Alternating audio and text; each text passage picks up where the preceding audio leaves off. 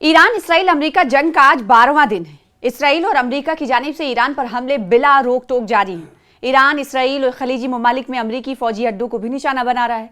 Israel Lebanon में Iran की हिमायत याफ्ता हिजबुल्लाह पर हमले कर रहा है, जबकि ये जंगजू इसराइल पर रॉकेट फायर कर रहे हैं। पूरे इलाके में हलाकतें बढ़ रही हैं। एक रिपोर्ट के मुताबिक इस जंग में अब तक 1300 अफराद की हलाकत का खदशा है।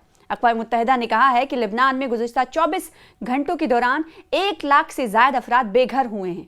ईरान के खिलाफ अमेरिका इसराइल जंग के आगाज से अब तक तेहरान में कम से कम 460 अफराद हलाक हुए हैं और 4309 जख्मी हुए।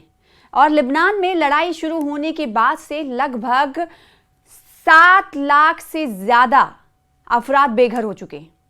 ईरान जंग बंदी पर बातचीत करने से इनकार कर रहा है, क्योंकि अमेरिकी सदर डोनाल्ड ट्रंप ने कहा था कि लड़ाई जल्द खत्म हो सकती है।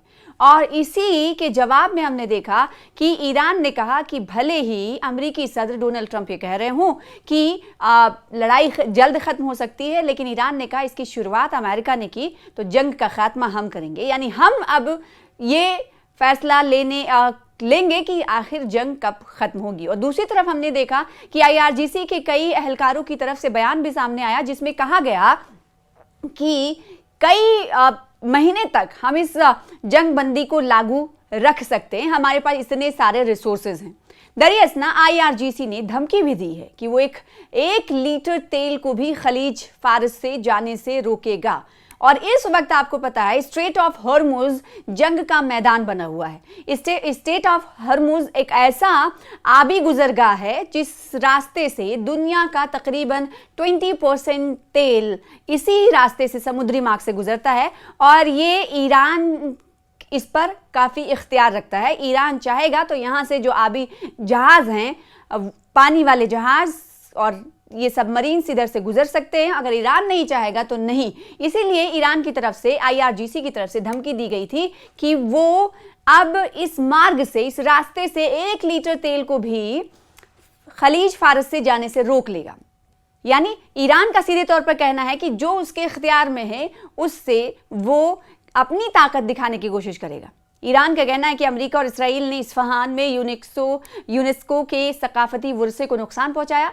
दरियासना नई फुटेज से ये इम्कान पैदा होता है कि अमेरिकी फौज ने एक ईरानी एलिमेंट्री स्कूल पर हमला किया, जहां एक धमाके में कम से कम 165 अफराद हलाक हुए, जिनमें ज़्यादातर बच्चे थे। तेल की कीमतें 120 अमेरिकी डॉलर तक पहुंच चुकी हैं और फिर 90 अमेरिकी डॉलर से नीचे आ गई, जिससे थाईलैंड और मिस्र जैसे ममालिक को ईंधन की बचत के हंगामी इक़दामात पर अमल दरामद करने पर मजबूर होना पड़ा। ईरान इसराइल जंग में आज क्या हुआ, आपको पॉइंट वाइज बताते हैं। श्रीलंका की अदालत ने इरिस डेना के डूबने से हलाक होने वाली ईरानी बहरिया के एहलकारों की लाशों को रवाना करने का हुक्म दिया है।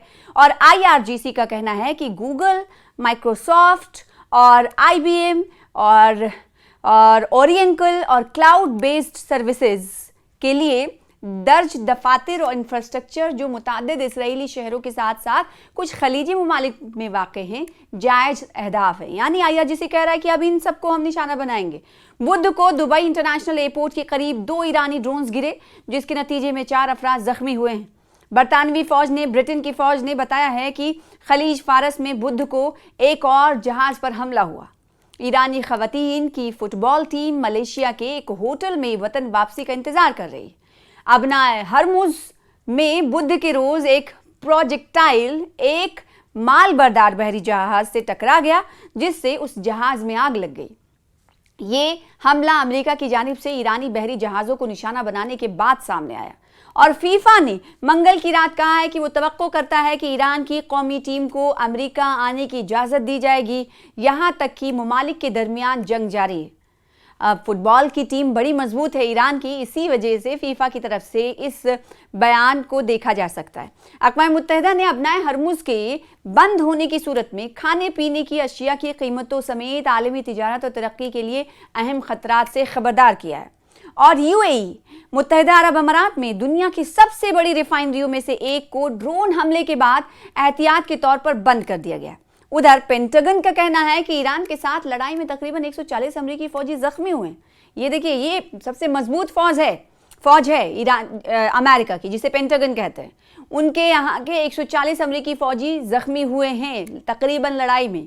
और शुमाली कोरिया ने मंगल को ही कहा है कि वो ईरान के नए सुप्रीम लीडर मुज्तबा खामनेई की इंतखाब की हिमायत करता है।